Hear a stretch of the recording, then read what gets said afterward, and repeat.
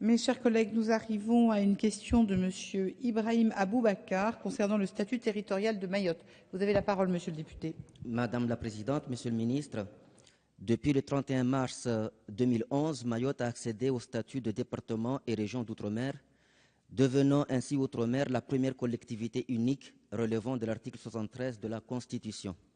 Au 1er janvier 2014, cette évolution va se prolonger par la transformation de l'île en région ultra-périphérique de l'Union européenne.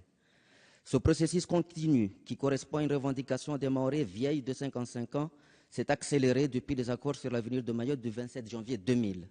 Il a été conclu en 2009 sur la base du pacte pour la départementalisation de Mayotte du 17 décembre 2008. Conçu pour être une collectivité unique expérimentale et précurseur d'un nouveau modèle de département d'outre-mer, force est de constater que le département de Mayotte appelle encore des clarifications sur son organisation administrative et dans un certain nombre de matières sur le régime législatif qui s'y applique.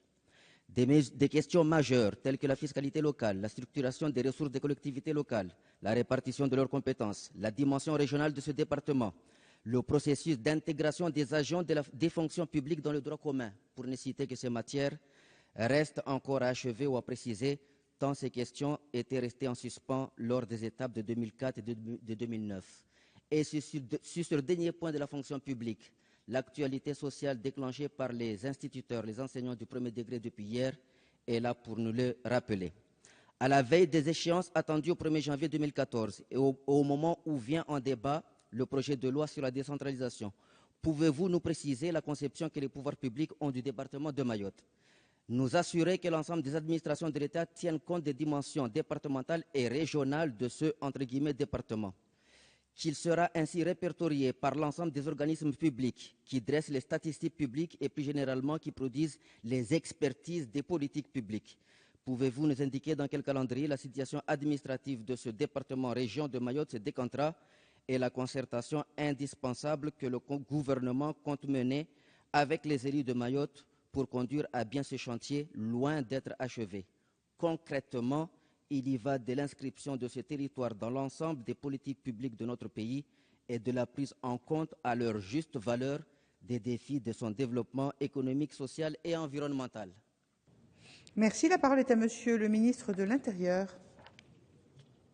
Madame la Présidente, Monsieur le député, voilà une question facile et en quelques minutes répondre aux défis qui se posent à Mayotte. Mais je vous réponds avec évidemment beaucoup de plaisir parce que je connais votre préoccupation et votre souci de défendre l'avenir de Mayotte, devenu département d'outre-mer depuis 2011. Et c'est tout à fait légitimement que vous interpellez le gouvernement pour connaître l'action de l'ensemble des administrations publiques dans la mise en œuvre des politiques publiques en faveur de ce jeune département confronté à de très grandes difficultés, et pas seulement celle de l'immigration clandestine. Vous souhaitez d'abord vous assurer que l'ensemble des administrations de l'État tient compte des dimensions départementales et régionales de ce département.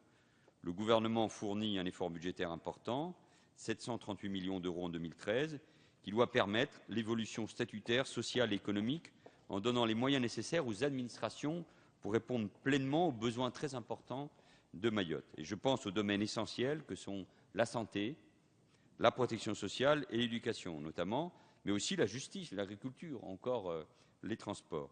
Des référents outre-mer nommés dans tous les ministères travaillent en concertation avec les services de mon collègue Victorin Lurel pour mesurer les besoins et mettre en œuvre l'organisation locale la plus adaptée.